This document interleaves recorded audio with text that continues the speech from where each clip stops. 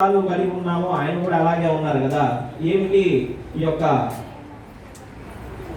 మనం చేయడానికి ఆయనే ఎన్నుకున్నాము అంటే ఏం చెప్తారు అంటే వేదంలో దైవాధీనం జగత్ సర్వం, దేవుడు అన్ని చోట్ల ఉన్నాడు, సర్వాంతర్యామి. దైవాధీనం జగత్ సర్వం మంత్రాధీనంతు దైవతం, మంత్రానికి ఆధీనంలో ఆ దైవం అనేటువంటిది ఉంటుంది. తన్ మంత్రం బ్రాహ్మణాధీనో, ఆ యొక్క మంత్రాన్ని ఆ బ్రాహ్మణుడు నేర్చుకొని ఉంటాడు. బ్రాహ్మణో మమ దైవత, అంతేకాని మేము దేవుణ్ణి అనేటువంటిది చెప్పడం లేదు, లేదా నేను పిలిస్తే దేవుడు వస్తాడు అనేటువంటిది ఇక్కడ చెప్పడం లేదు.